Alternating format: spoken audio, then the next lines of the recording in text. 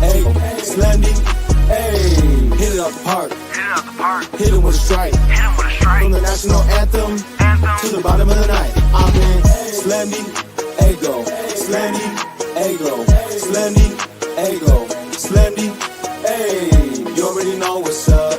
What's that? Another home run. But you know the job ain't done till we hold that trophy up. Hey.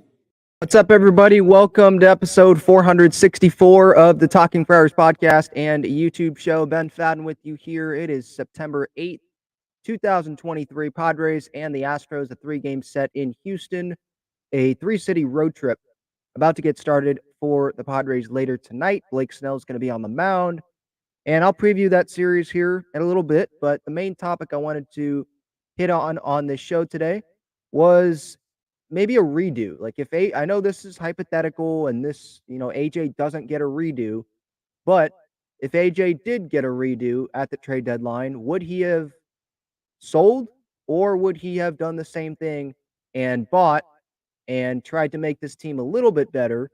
And this team was a losing team then, and they're a losing team now. So clearly in hindsight, the trade deadline did not work out, but maybe AJ would have done the same exact thing because he believed in the team. But we'll get into that. If you have thoughts on that, you can join the show clicking that link that's pinned up at the top of the chat.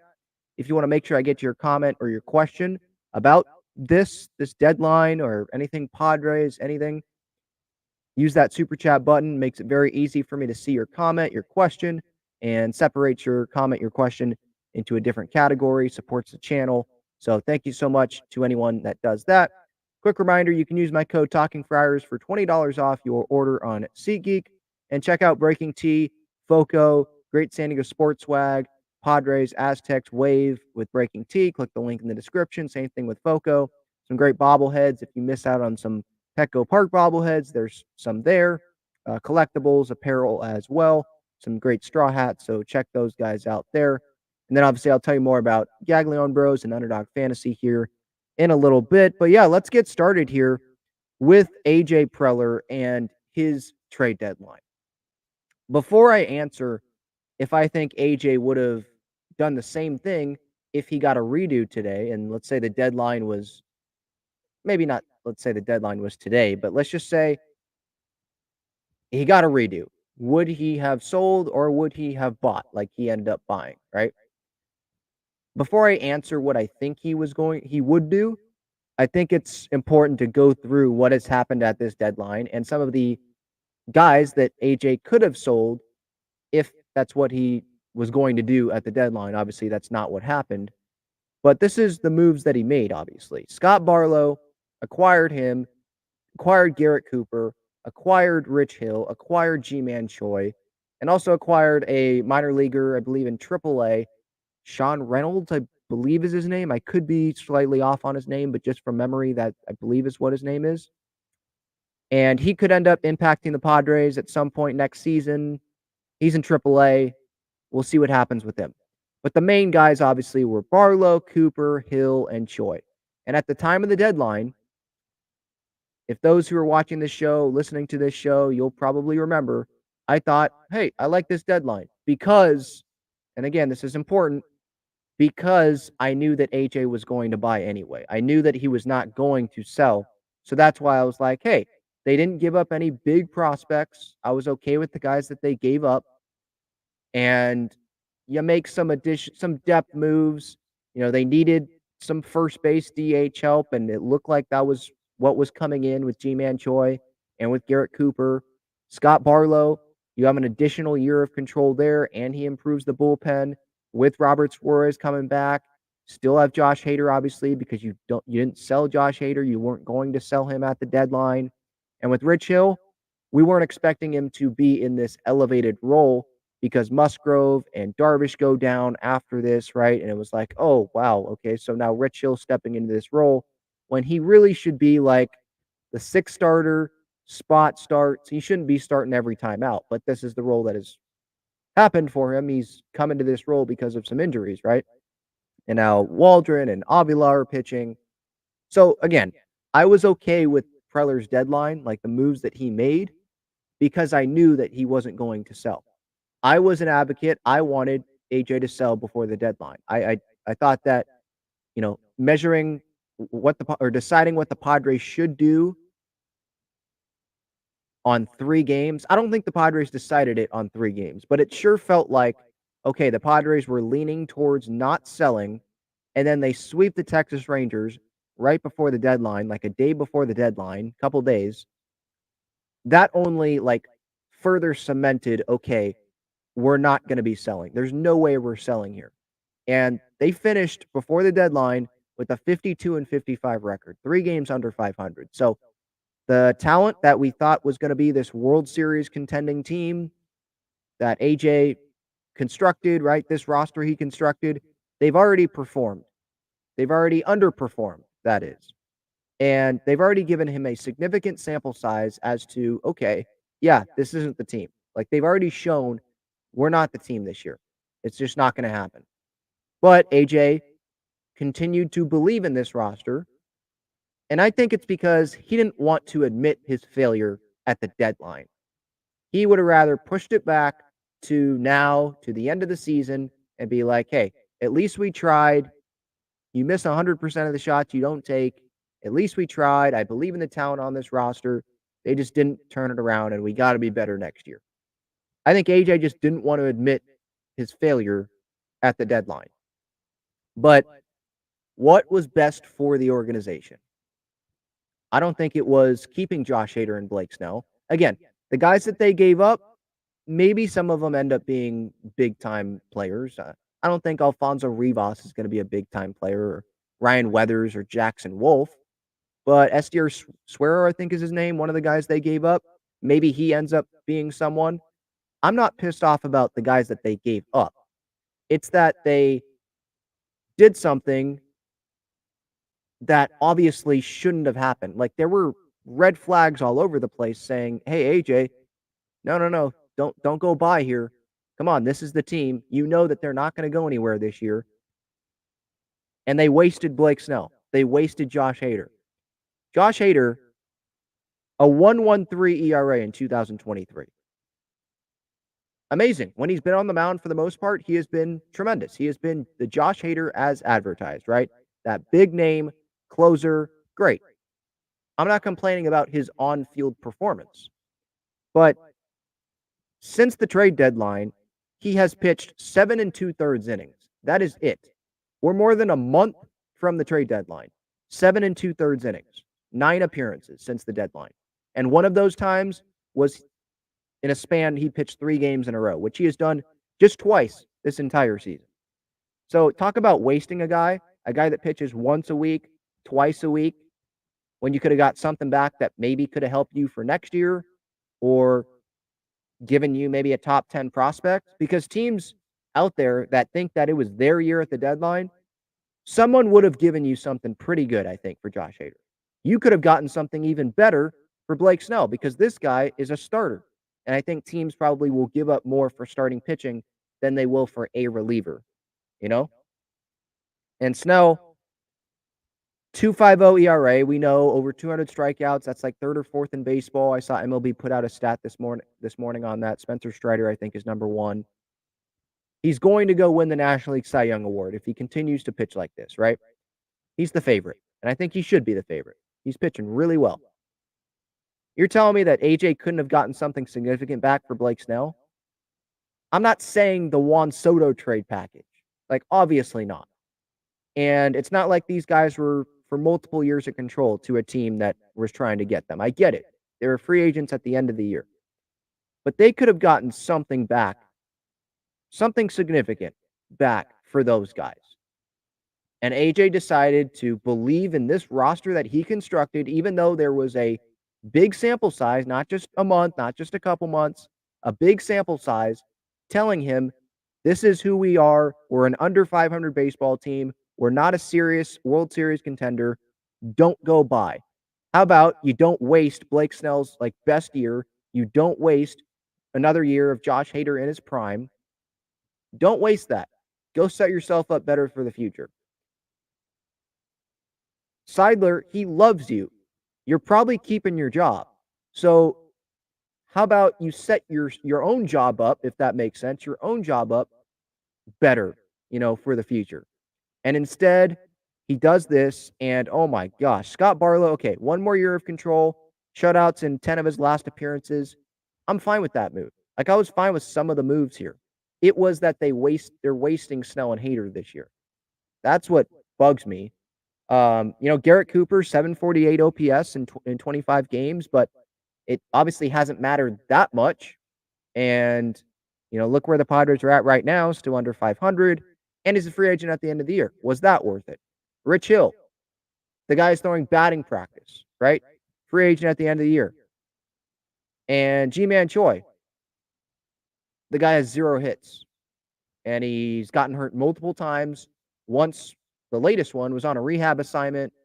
Like, these moves just have not worked out for the most part. Barlow, okay, he's here for one more year. But these one-year guys that AJ decided to bring in, and you keep Snell and Hader on the team, it was just a waste. It was just a waste. And AJ has done this in the past, where he doesn't trade Justin Upton before the deadline there, right? When they could have gotten back, who was it? I think Michael Fulmer, wasn't that the report? They could have gotten him back. Like, he is someone that continues to go all in. He goes all in the offseason, which we like, right? I like these signings, and we thought that this team was going to be a World Series contender. But the problem is, it's okay to go all in the offseason like that after making the NLCS. Like, I get that. I love that. But it's the part where you go all in this during the season, right before the deadline, where the sample size would tell you from this season, this isn't it. This Padres team is not it. Set yourself up to continue to go all in and be in a better position for next year, because you can't control this year. Like, you can't change the past from from what has happened earlier on in this season. The season was over. I guess you could say the season wasn't over then. They were only 3 games under 500. Okay.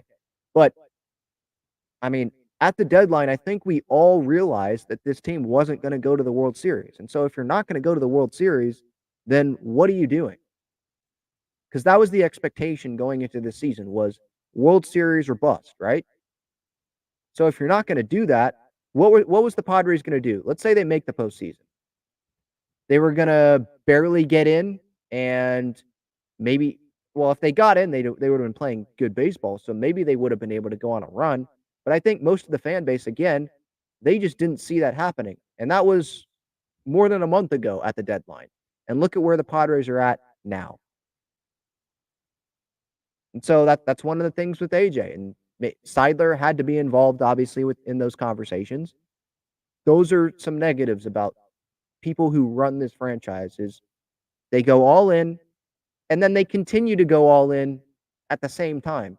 They make it worse. They've made things worse instead of, okay, you go all in, that's fine at one certain point, but you keep going all in when you know you shouldn't be going all in. At least I think most of the fan base knew at that time you shouldn't be going all in. So, yeah, to answer this question before I get to Matt here, would AJ Preller sell at the deadline if he got a redo? I don't think he would have. I have a hard time believing that he would have. He'd probably tell the media right now, if someone asked him that question, if you got a redo, would you have sold? He probably would say, well, in hindsight, it's easy to say that. But at that time, we were still in it. And look at all the talent on this team. I still believed in those players. And I wanted to give a positive message to the clubhouse that, yes, we still believe in you. We care. We're going to try to improve this team around the margins, right? On the edges. And no, I would not have changed what I did at the deadline. I would not have sold. When I think, again, most of this fan base realizes, like, the right thing to do, and some of it's in hindsight, but some of it's not. Like, because I had the opinion before the deadline to sell Hader, sell Snell. It's not all in hindsight. Most of the fan base is like, you made the wrong decision. You shouldn't have added at the deadline. This team going into the year should have had enough talent to go make a deep postseason run, at least be a postseason team. And they weren't that at the deadline. They haven't been that team for pretty much all season long. So it just wasn't the right decision. And the thing is, AJ continues to believe in his team and believe in him and the roster construction and his plan. And he doesn't deviate from that, it doesn't seem like, during a season, even though the sample size would tell you it's like shouting at you, move, move from this plan. Like it's not working out. Change course in this season to try to help yourself in the future. All right, Matt, he's on the show now. Matt, can you hear me? What's up? Hey man, we spoke at the deadline, and both of us agreed that they should sell, but we both also agree we knew that they weren't going to sell because of that 3-game winning streak. And I mean, I know if he had a redo, he would buy again. My only caveat to that is, I mean, we'll never know. There's no way to know. Is that Musgrove injury? I mean, it happened so quickly after the deadline. I mean, I just can't fathom that nobody in the organizations, knew that he had at least shoulder pain or something to where, hey, this might be a problem. But if Musgrove, because I mean, the Darvish one's more recently, but if Musgrove had stayed healthy and he had bought, which he was always going to buy, and he had bought, you know, I have no idea what he was buying Rich Hill for. That's obviously, I mean, Rich Hill alone is cost the team probably what 4 games just himself. I mean he can't win. I don't know how he had any wins with the Pirates because he can't pitch at all. But the question is with what he would do again. He would buy again. I just don't. If he knew about the Musgrove thing, and I could see why I was muted by. To me, if he had to do it again, I think he would have gone bigger and tried to buy bigger because of what I discussed when I called you back then. It's the team may not be it, and I always thought they weren't it. That's why I said they would never get back to 500. But then when I called in saying, "Well, you got to buy because everybody else is garbage," that's played out as well. I mean, if they got at one point they got to within 1 game under 500 and then shit the bed in San Francisco. I mean, if they were even near 500 now, I mean, you'd right be in the playoff race. And yes, you could say, well, who cares about a 6 seed? You're going to get bounced. But I don't believe that. I mean, if you get into the 6 seed, you're playing the Brewers. Yeah, I know the Brewers stomped us. But, I mean, you're really threatened by that Brewers lineup. I mean, it just I think, honestly, they've had a terrible season. But if the question is what would he do? I mean, I know he would have bought. So my answer is I think he would have bought bigger because if Musgrove was healthy, I think they'd be closer to 500. And I think he'd still be like, I mean, if they were, just a few games, it flips the 2 games, those San Francisco games, the 3 out of 4 where they just choked him. I mean, those are 2-game swings every time. So it only took a couple of games that's why I was so angry at Hader. If he could have somehow pitched more than those 7 innings to save a few more games or whatever it was, so you're not 0-11, it only would have taken a few more games to be near 500. You'd be like, well, that's not an accomplishment, but and it's not, but it is in this season because all the teams are terrible. That 6 seed. Literally, nobody can get over 4 or 5 games over 500. So if you're 500, you're within 2 games. So I think I mean, yes, he should have sold because the team probably wasn't it, but they'd already gone all in. I mean, Yeah. we don't know that Seidler wasn't shoving him to say, I don't want to sell anything either because I've already committed this. I'm not giving up on this because, Doesn't want to like give up he's on the fans, all the fans that have gone to the right, games and all that. Yeah. exactly. So I see it as it's really would they have gone anywhere in the playoffs? Obviously, we both know the playoffs are so random. There's no way to know. It doesn't feel like they would because of the way they're playing. But I mean, the fact that the last wild card could feasibly still get in at like an 82 and 80. I mean, to me, that means even in hindsight, you have to go for it. I Yeah. mean, And they probably had the thought, like, at some point, it's going to turn around. The National League is not strong. We make a few of these additions here. hope that people stay healthy. The star players can, start having more clutch hits come through in big situations, and we'll be right there. They probably thought that, other teams ahead of them, just waiting for those teams to crumble. They didn't believe in the Reds, maybe didn't believe in the Marlins or the D-backs or the Giants, and just, Cubs, just waiting for those But teams to be below them. And they're like, well, but those out teams talent have those guys. crumbled. Those teams have crumbled. I mean, the Giants are literally score less than 0 runs a game. I mean, those teams have crumbled.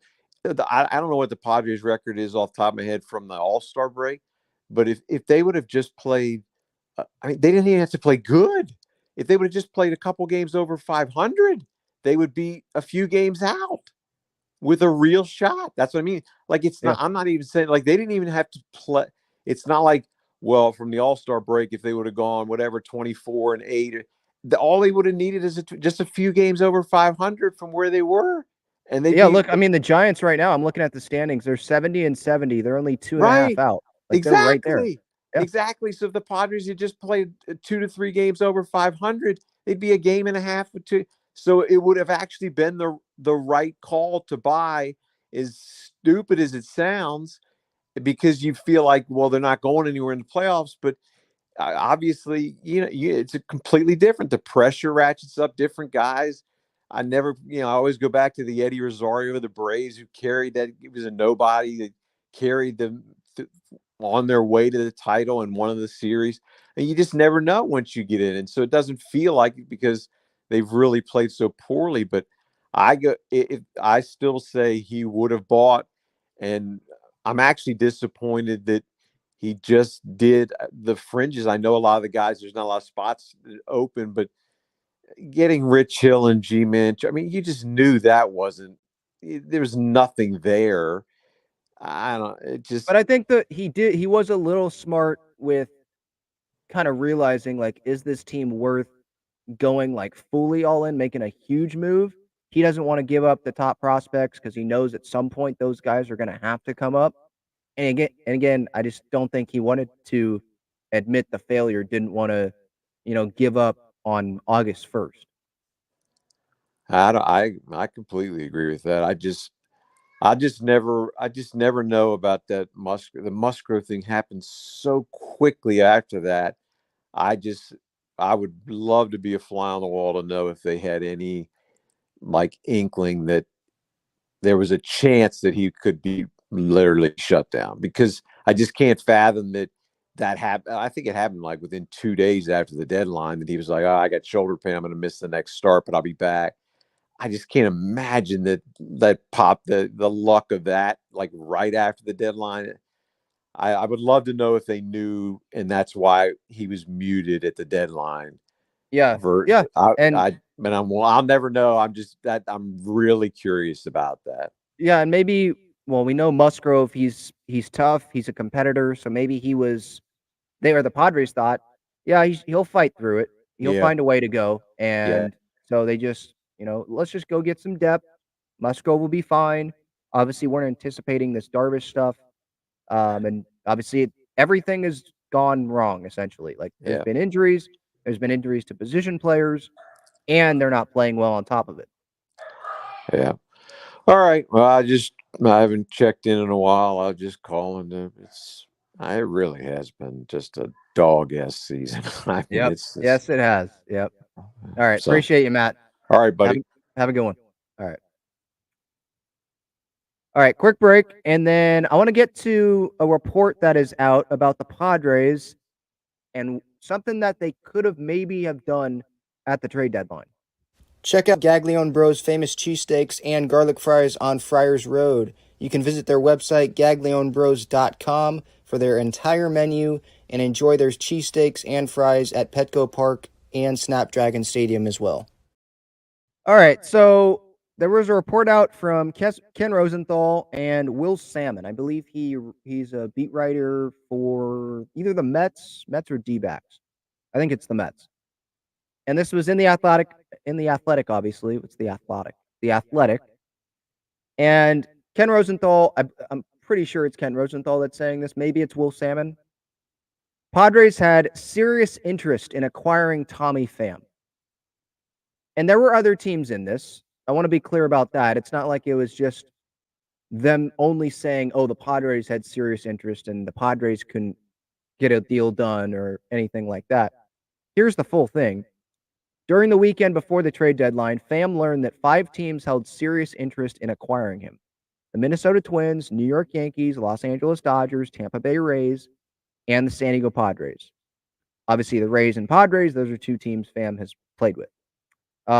It was kind of later in the process that Pham learned of the D-backs' interest.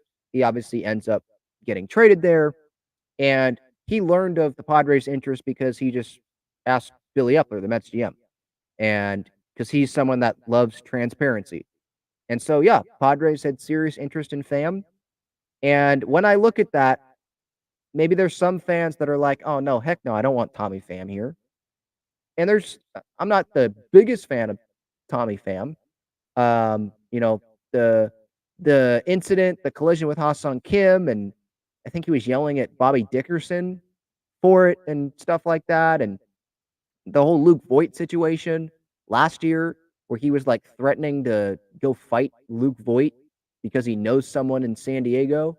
Like, there's some stuff that I'm not a huge fan of Tommy Pham about, but you read some of the things in this article, which was an article about who Tommy Pham is, because a lot of people think of him as like this clubhouse cancer, right? That's what some people say on social media. And you think of the slap, right, of Jock Peterson over fantasy football in the outfield. I think that was last year. And it was about people having the wrong perception, I guess, or what they think of Tommy Pham is incorrect. And what I read in this article was a lot about how hard he works, how serious he is. And it's like, man, the Padres could have used a Tommy Pham this season. Now, at the deadline, would it have been too late? How much of a difference would it have made? Tommy Pham coming in the middle of the season? I don't know. But it seems like the Arizona Diamondbacks are benefiting from Tommy Pham. Seems like Torey Lovullo and I think Mike Hazen runs the baseball stuff with the D-backs. They love him. They love what they bring to the clubhouse, or what Pham brings to the clubhouse. Buck Showalter seems like he loves Tommy Pham in this article.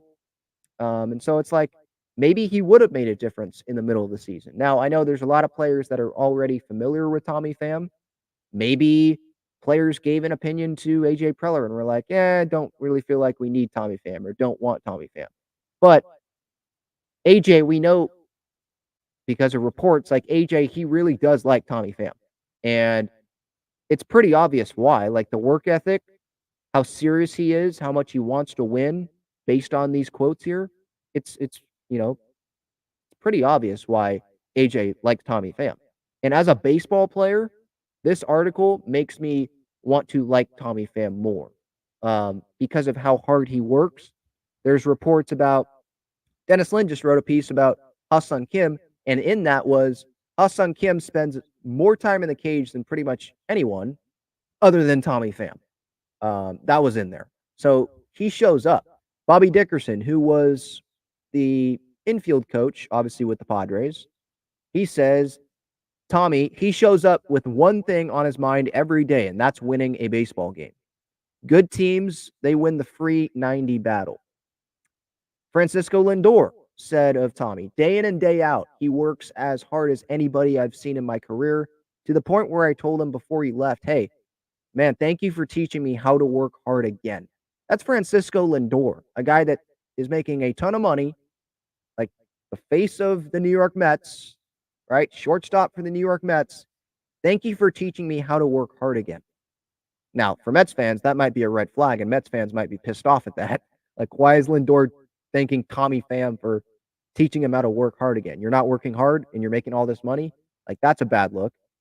But as for Tommy Pham, like, dude, this guy has a lot of respect around Major League Baseball from past teammates, from managers. Pham says a lot of people don't want to be told what's bad about them, but there are people out there who want the opposite, who want to be told what's bad so they can use it to their advantage and improve. and better themselves.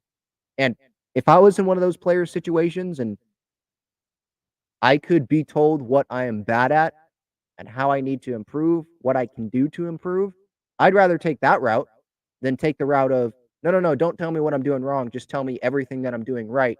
Just pump me up and say that I'm the best there ever was and all that. I'd rather, no, nitpick. Tell me what I'm not doing the best. Tell me what I need to work on because that's just who I am. Like, I want to try to get better at everything. And that's the same thing with like this show or whatever. Like, if there's people watching or listening to this that think that I could do something better, they want me to implement something into a show, I'll listen. And maybe I'll do that. But like, I'm open ears. I want to get better. I want to improve every day. That 1% better thing, right? I want to try to get better. That's what I would be if I was a player. And it feels like there's some Padres in that clubhouse. And obviously, I'm not in there. I'm not allowed to be in there. But maybe there's some in there that aren't like Tommy Pham. They aren't like some other guys where they want to be told what they're doing wrong. And maybe there's some guys that are like, no, I got millions of dollars because of how I have played. I'm not going to change that. That has worked for me. I'm not going to change it. Even though it's not working, they're not going to change it. So, a willingness to adapt, a willingness to change. Maybe there needs to be more of that in that Padres clubhouse. Again, that's not me like any reporting or knowing anything. That's just me throwing it out there because I see this quote from Tommy Pham, and I'm not saying that like he's referencing the Padres, even though he has been in that clubhouse. That just made me think of the Padres. Like, why are they underperforming? Why is that? I was listening to Darren Smith, I believe, earlier this season. He mentioned, like, yeah, Juan Soto, he's known as someone that he just goes and does his own thing. So, again, Juan Soto, he's having, I think, a pretty darn good season. Not Juan Soto season, like what we expect, but he's still having a pretty good season. So, and the years before this, he still has had pretty good seasons. So, I understand if he has his own routine and all that, like he just goes and does what has worked for him. But maybe some guys need to be told, hey, you need to get better at this. You're slacking off with this, or you need to prepare better, or I don't know. I don't know what it is. Maybe it's not just the players in the organization. Maybe it's coaches. Someone needs to tell you need to prepare this person better, or you need to do this better, or whatever. It could be anyone in the organization. You could go to AJ Preller, right? There's been reports about him wanting, yes men essentially, like not listening to everyone in the organization if they have a different viewpoint and don't like the viewpoint that AJ has, right? Maybe AJ needs some of that Tommy Pham, right? If that makes sense. So yeah, I think the Padres, maybe that's part of what they were missing this season. And Tommy Pham, if you compare it just on the field here, Tommy Pham, Trent Grisham, Tommy Pham, 1.5 WAR, 784 OPS, 114 OPS plus, 13 home runs. Trent Grisham, we know Soto and Tatis would be starting, but what if Pham was starting? Okay, the defense probably not as great.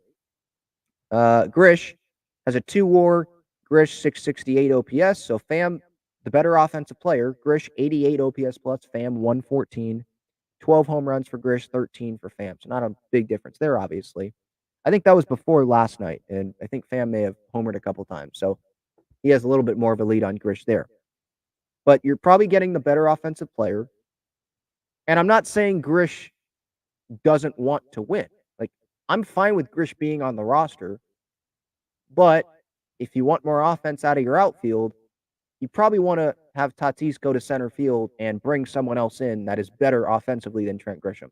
Because Trent, these last couple years, average is not everything, but it is something. And when you're hitting 200 or hitting under 200, I'm sorry, that's a red flag. There's something not right there. That has to be better. I'm not saying you have to hit 400, but you should be hitting better than that. So, again, I don't want to like give up on Trent. I think he's a valuable piece. He can be a valuable piece to this Padres team defensively. And he does have some power potential.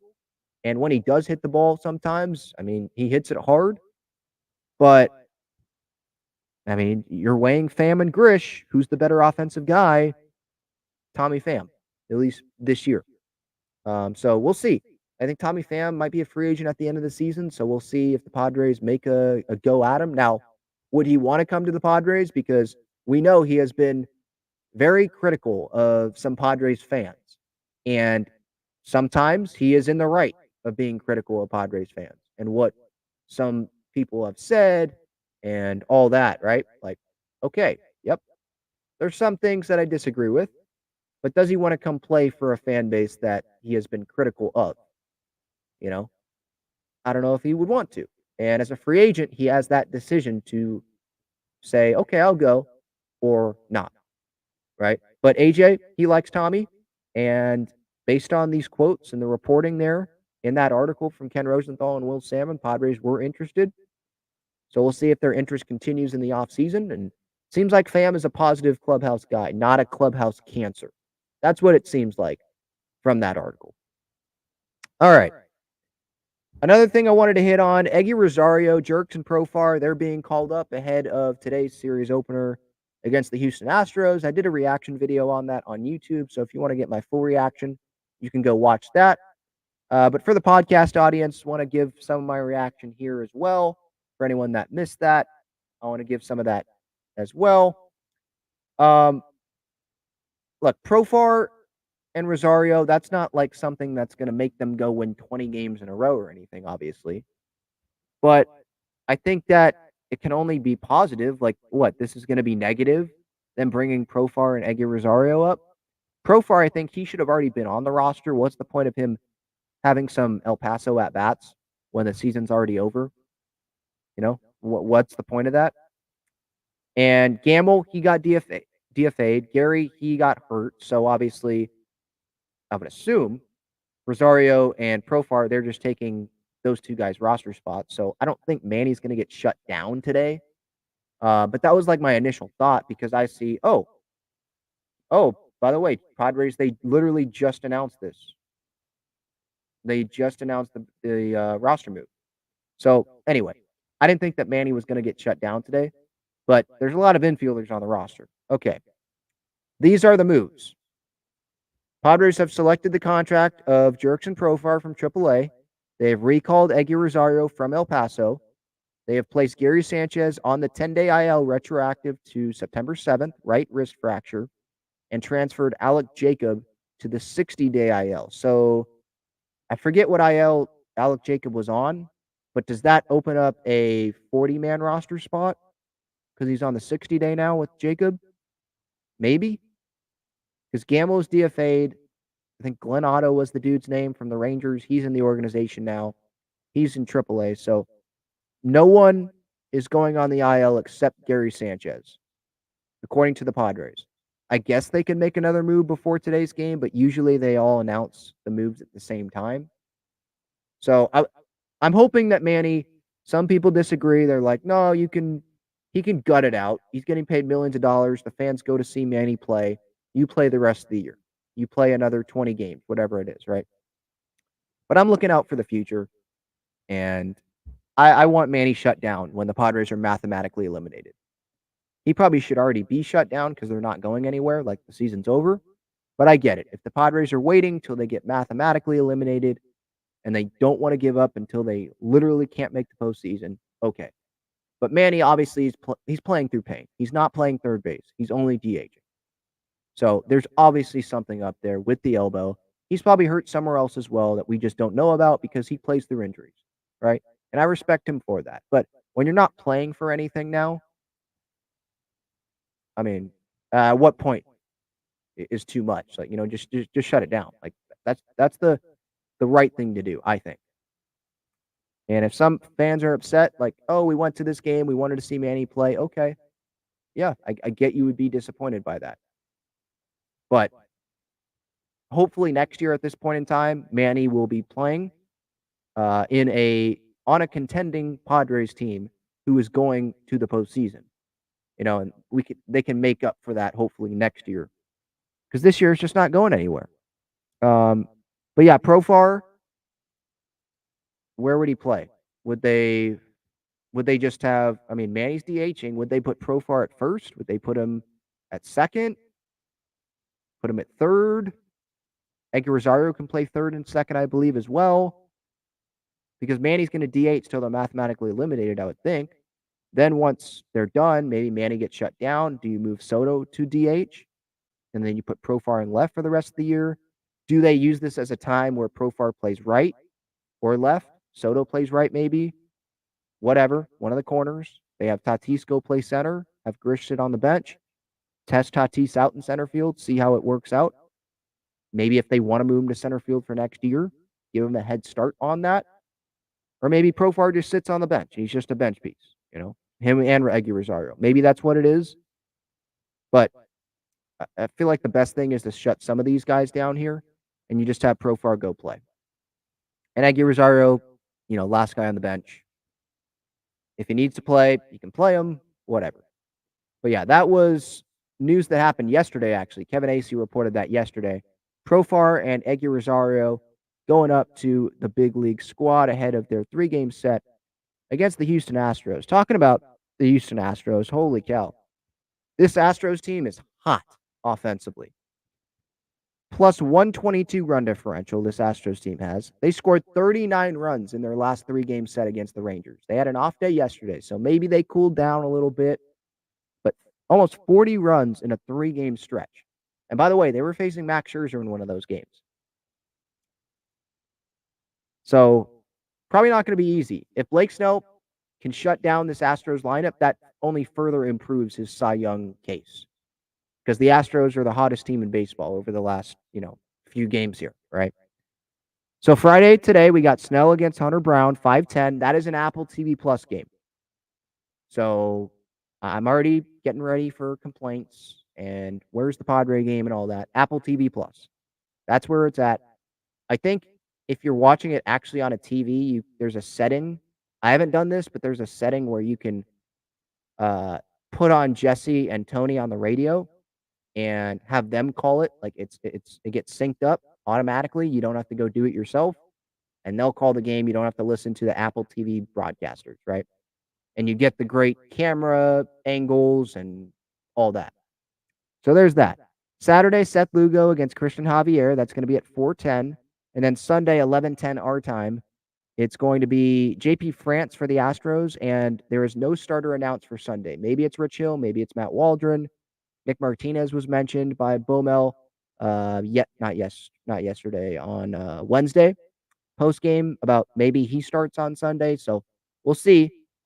At the end of the day, it doesn't matter. The season's already over, but that's just the pitching matchups for this series. So without further ado, let me get to the chat here. Again, if anyone wants to make sure I get to your comment, your question, you want to steer the direction of the show a certain way, you can use that super chat button. It supports the channel. So thanks so much for doing that. Devin says AJ should not have any redos. Whenever it's the trade deadline, he's almost always in a win or die mindset, either going all in or fail all the way. Yeah. I mean, this trade deadline, he didn't go all in terms of the moves that he made, but he kind of went all in the moves that he didn't make because he didn't trade Snell or Hader. They listened to Joe Musgrove, right? Joe was like, hey, we're going to be kicking ourselves when we're a game or two out and we don't have Snell or Hader. Well, sorry, Joe, but you were wrong on that one. You guys were 7 games out. I know he didn't anticipate himself getting hurt and Darvish getting hurt and Cronenworth getting hurt. But even with those guys healthy, this team was still an under 500 baseball team. So I'm not convinced that even if those guys were healthy, that would have turned this whole thing around and they would be 1 game out of a postseason spot. And we'd be kicking ourselves if Preller traded Snell and Hader. Because if they would have won games, then that means the pitching staff would have been still pitching well and producing, right? At some type of successful level, right? Joseph says, how's it going, Ben? I always get Gaglione Bros when I'm at Petco. The garlic fries. Yes, those garlic fries. The cheesesteak fries are amazing as well. Jung Hoo Lee says, I'm a huge fan of your channel. I never miss an episode. Thank you. I appreciate that. I appreciate anyone as well that, runs into me at Petco, says hi. I've always had positive interactions with you guys, so I appreciate that. Devin says, Preller doubles down, wants to be the winner of making trades, and all of the trades he made throughout He's lost more than he's won. Yeah, pretty much. There's been some big names that he's brought in. You go Musgrove and Darvish and the Cronenworth deal. I'm trying to Snell, obviously. I think that's a win for the Padres. Like, there's big guys. Obviously, Juan Soto you can point to, and Josh Hader, but a lot of them have not been so great. Obviously, Tatis, but I was thinking more like recent moves. But when you make that many moves, yeah, you're going to win some and you're going to lose some. It does feel like he's lost most of them. Like, some of them obviously they're big league guys, but they haven't lived up to the expectations that probably we thought that they were going to live up to. Yeah, I think teams would have paid the Padres a prospect haul for Snell and Hader. I think they could have got a top 10 prospect back for Snell. We'll see. I don't know what they would have gotten back for Hader, but again, you're just wasting those seasons. I know, like, hey, it'll be cool for Blake Snell to be the third Cy Young Award winner in Padres history, but I don't think that he's going to stay here. And Padres fans, do we care that much about the Cy Young Award? Like, we look back on Peavy and Randy Jones, like, that's cool, but no one's like, parading that around town. No, we care about the wins. So set yourself up better for 2024 and beyond by getting something back for the dude that's going to go win the Cy Young, instead of keeping him on a losing roster. And that's what the Padres decided to do, was keep him on a losing roster, him and Josh Hader.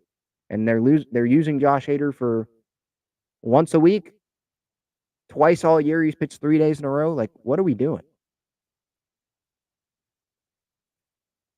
Devin says, I saw an article yesterday that said Preller really wanted Pham back. Not surprising. Pham, he's a guy that works his butt off, and he has that mindset of, I want to win the game. Like Bobby Dickerson said that in that article. One mindset going into every day. I want to win this baseball game. How am I going to help win this baseball game? Red Devil NC says, not trading Hader or Snell was beyond dumb. Does anyone know what offers were made for them? Haven't heard of anything of what offers were made for them.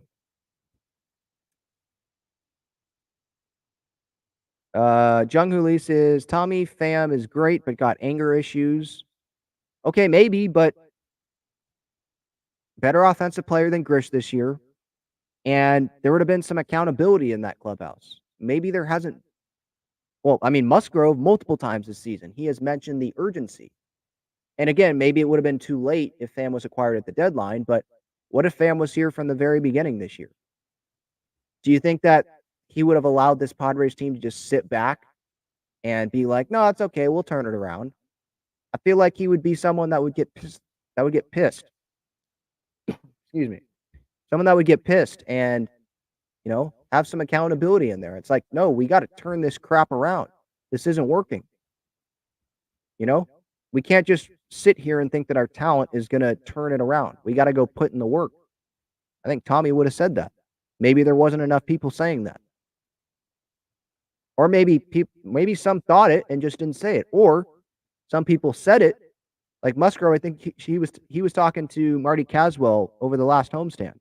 And he was like, yeah, we've said it. We've had meetings about it, and we know what we needed to do. And sometimes we didn't follow through. We didn't execute with that plan.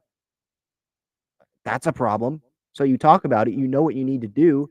But then the players in the clubhouse don't follow through with that. They don't follow through on the game plan or preparation-wise, whatever it is. That's an issue.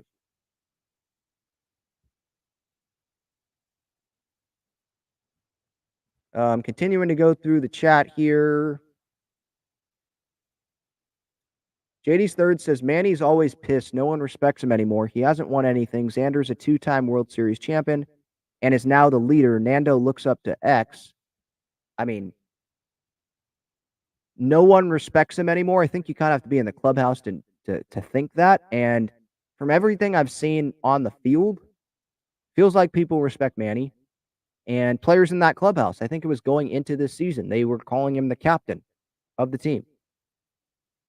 He's one of the leaders in that clubhouse, is what it seems like.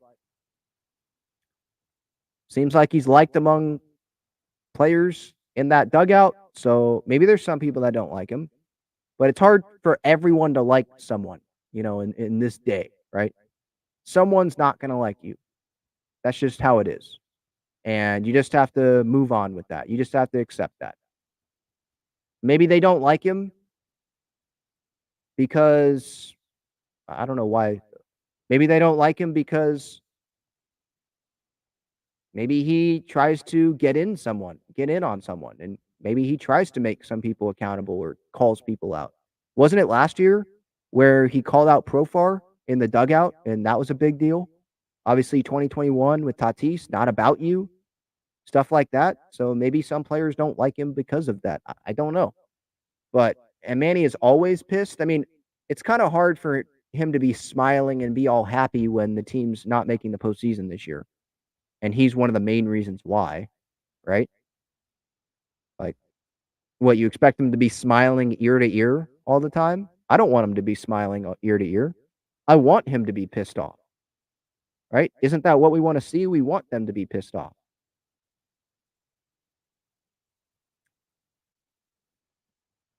How much salary would you eat to get rid of Manny? I wouldn't eat anything. I don't want to get rid of Manny. I think he'll come back super motivated, super pissed off for, next year after what happened this year. And he'll have another really good season. And hopefully the injuries don't happen.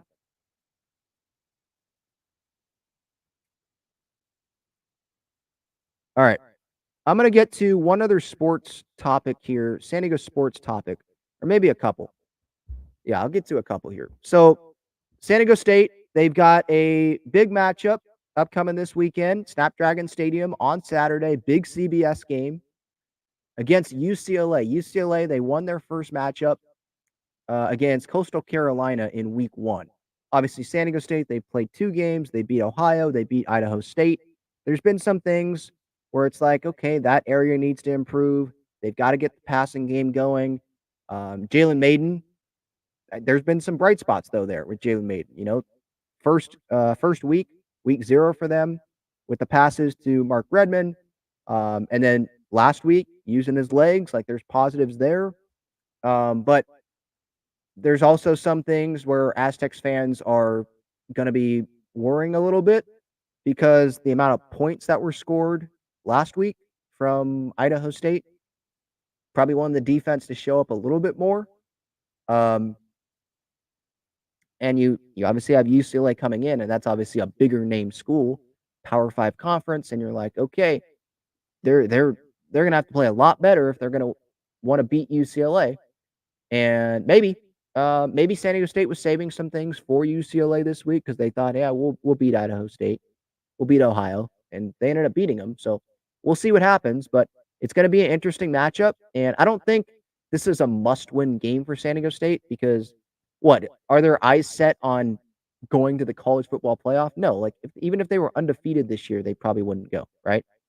Are their eyes set on a New Year's bowl game? Okay, maybe, but if they go undefeated, like that's probably the only way that happens. And I think what their eyes should be set on is trying to get better going into that Mountain West schedule and then going and winning the Mountain West, right? And so this UCLA game, like if they lose close, I don't think that's the end of the world. And I think we could find some positives from that. And then they move on, Oregon State and Air Force and Boise State. If they can win those couple games there against those Mountain West opponents there, I think we're going to start feeling better because you'll look at the overall record and be like, oh, that's a good start to the season. And then you also have the backup of, well, they beat these top teams, these competitive, tough matchups in the Mountain West. So you would think that they're only going to get more comfortable in the system with the players that they have on the roster, and they'll only continue to build. So I think the next games after UCLA are probably going to be more important. But it seems like Snapdragon Stadium is going to be pretty full. We'll see about that. I know UCLA sold all of they gave away or whatever it is, all of their allotted like 2,500 seats. and Snapdragon's probably going to have at least 30,000 fans there, which will probably be I think it's going to be the biggest attendance since the Arizona opener. The opening of the stadium, which obviously the weather was terrible for that. So we'll see we'll see if it looks empty. We'll see if it looks packed on TV. I'm interested to see that. But I think a lot of the talk needs to be on the team, not on attendance and, oh, they need to fix the attendance issues at San Diego State and all that. Like, okay, we can talk about that, but let's have more of the focus be on the team. I feel like more of the focus is on things that are not on the team. I think the focus should mainly always be on the team, not on, oh, Snapdragon Stadium and, oh, the attendance. That's my thought on that. Okay. I also wanted to discuss something that just happened with San Diego FC this morning. So we know that San Diego Loyal, they are folding. And so what I thought was going to happen was, okay, there's months here where Andrew Faciliatis, he made this announcement to give some time for his employees to maybe find an opportunity with San Diego FC, find an opportunity somewhere else. Maybe it's not in sports, but find another job, so that they'll be set up well, right? And one of them happened here with San Diego FC. So the president of San Diego Loyal, Ricardo Campos, he is now taking a position with San Diego FC. Let me pull up the position here. I just saw this from Two Balls and a Mic.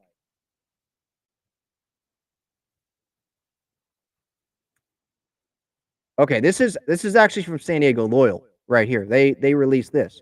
Ricardo Campos will depart San Diego Loyal and his role as president of the club. The veteran executive will stay on as club consultant for the remainder of the season. Obviously, the team's folding at the end of the season, so he's kind of staying on there. Travis Lamprecht, currently vice president of marketing and communications, has been named head of business operations for San Diego Loyal. Now, for San Diego FC, Ricardo Campos, he is now going to be the executive vice president of operations. We know Tom Pham, CEO.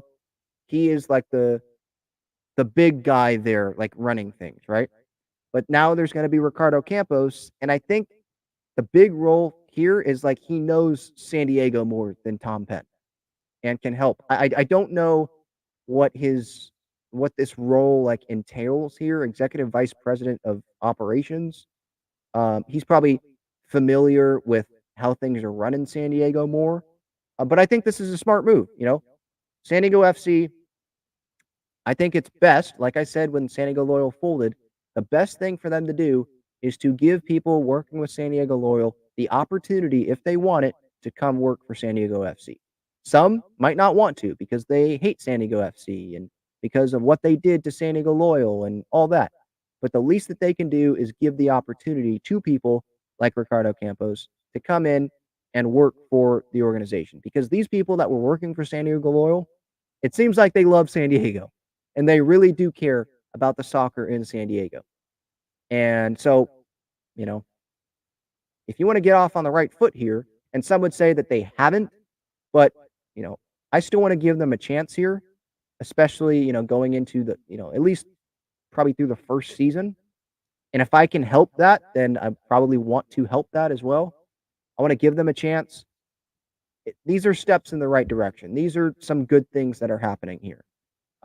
Bringing in people that, have experience running a soccer club in San Diego, like Ricardo Campos does. And hopefully that will translate, that will help the transition. Bringing in some outside people like Tom Pham, bringing in outside people to kickstart and begin the journey of San Diego FC, the new MLS club in San Diego, right? Okay, let's get back to the chat here. Devin says, Aztecs need a really good game at some point. I think there are a little cold feet. Yeah, I mean, look, against UCLA, I'm not expecting them to have a really good game. Like, this is a higher level of opponent, right, that they're going to be facing. So I think it's only reasonable for us to expect, yeah, it's probably going to be either UCLA winning or San Diego State losing close or San Diego State winning close. I don't think San Diego State's going to go mop the floor with UCLA. There's going to be struggles, and I'm just interested to see how it plays out, really. Like, obviously, this is the best opponent that San Diego State is going to be facing, or at least they have faced up to this season. So, during the season. So, we'll see how it plays out. And then I'll definitely have takeaways after the game is over for sure. All right, that is it. Talking Friars episode 464. A lot covered there. Profar, Eggy Rosario, they're coming up today. We'll see if Profar is in the lineup. Underdog Fantasy, I'll have my pregame pick back during pregame thoughts. Underdog Fantasy, obviously the NFL season, got started yesterday. So they have a bunch of stuff for NFL. So click that link in the description. Use code Talking Friars, 100% deposit match up to $100 for free. If you use that code, if you click that link in the description, they have drafts, they have pick'ems, not just for NFL, but for a lot of other sports as well, including Major League Baseball and the San Diego Padres. Okay, that's going to do it. Have a great rest of your day, everyone, and I'll talk to y'all later.